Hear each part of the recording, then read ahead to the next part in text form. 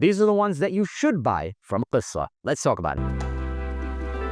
What's going on, guys? My name is Neeb. Welcome back to AROMATIX. Today we're going to be talking about a brand I brought up about 2 years ago on their come up with Imperial Valley. It's known as Gissah Parfums. Walking around in most Middle Eastern malls, you will 100% get approached by somebody at a kiosk or working a stand for fragrance. It's the culture. That's it, fragrance. Middle East equals fragrance, and that's where it originated from. Today we're going to be talking about some of the best Gissah Parfums right now, okay? We've talked about Imperial Valley, which was great. We've talked about Calabria. We've talked about Sava. We've talked about so many. But in terms of relevance, what's still in, we're going to be discussing today. But what I want to start with is going to be one of their newest launches, which is this one. It's called Sienna Valley by Gissah, and it comes in this 200 jumbo bottle. So the notes of this one includes raspberry, there's caramel, osmanthus, and also bergamot. In the dry down, there's patchouli, caramel, patchouli and amberwood and cedar or something like that. I take the notes always with a grain of salt and trust my nose first, because that is unfortunately a common practice in the industry, is that you can't always believe the notes. But what this in fact smells like is a jammy style of, I want to say raspberry or berry, along with some citrus, caramel, based into a ground of woods, patchouli more than likely. So it has a couple of aspects to it that lean masculine and then also femme, placing this in a perfectly unisex category or realm.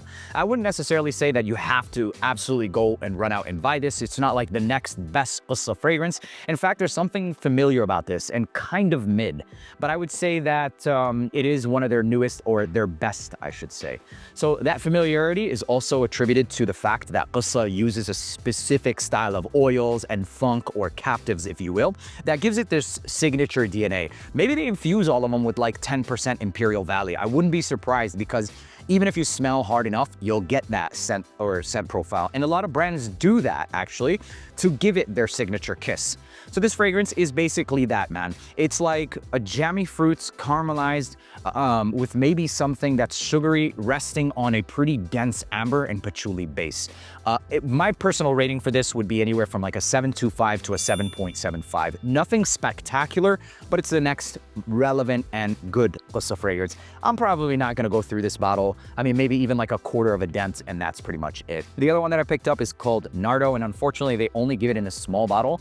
It comes in a set, or you can buy them separately. With Nardo, this fragrance has citruses. It's got ginger. It's also got some woods, if I'm not mistaken, and it reminds me quite a bit of Aventus Absolute, except it's even smoother than something like that and more mass appealing. It has also what smells like more of this soil nuance to it. It's like if you took Aventus Absolute, the whole ginger and maybe the smooth vibe of it, and you added some dirt in there, some earth, not dirt. Dirt just sounds not good. It's good. It's good. It smells kind of like Hachivat mixed with some Aventus Absolute. It's got executive vibes written all over it, and it's also pretty damn peppery. The opening especially has a bit more peppers even than Aventus Absolute in itself. So I'm not saying that this is inspired by, but if I had to give you guys some kind of idea of where it's going, that's where I would personally say. It's a more peppery, spiced version of like Aventus Absolute with some addition of soil. Last but not least, this is one that I picked up. It's not the last on this list, but ones I picked up. It's called Rogue or Rouge. No, it's called Rogue. This is caramel, it's woods, it's cardamom, and just that three combination, you'd be like, damn, that sounds sexy, right? But it's a bit underwhelming. It's kind of like, it starts off with like different nuances, and then it just turns into like a envelope of mush. And almost in a family of like Azara the Most Wanted Parfum, but even Azara the Most Wanted Parfum does this better. And I think it's their funk of the Gissah. It's just like this covered, or the whole DNA in itself is covered in a musky cloud. It's not that good. And I wouldn't say that you can really pinpoint a lot of their fragrance notes. And that's kind of the vibe that I get with a lot of their scent profiles, but not all, okay? But that's what I have to say about these. I wouldn't necessarily say that they're like absolutely worthy, but they're definitely at least worthy of checking out. If you live in the West, these are worth it because they smell so different. You will stand out. The fixatives, the base, everything in this, you will absolutely stand out. But for those in the East that already know like Gissah fragrances, these aren't like wow, but they're pretty damn good. If you haven't had any Middle Eastern fragrances, I think all three of these you would really enjoy. But another one that I personally love is going to be, what is it called? It's the one that smells like Acqua di Gio Profumo, but with a shit ton more of olibanum. It's called Capri.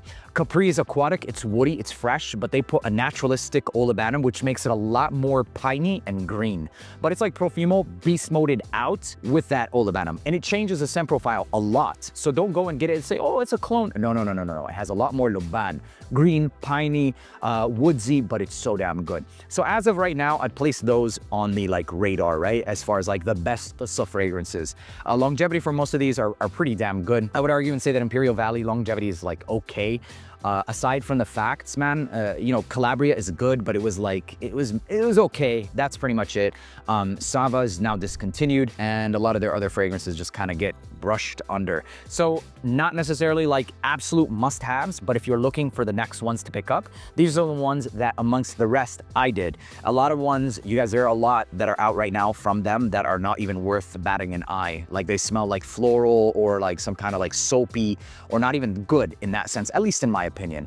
But if you're looking for the next Gissah fragrances, I would say these are safe bets to pick up. Even this Sienna Valley, yeah, Sienna Valley, I would say is unisex as well. It's got something sugary, a base of woods, and then also those jammy fruits. That's pretty much it. Let me know down in the comment section if you've never tried Gissah, and if you have, what was your last pickup?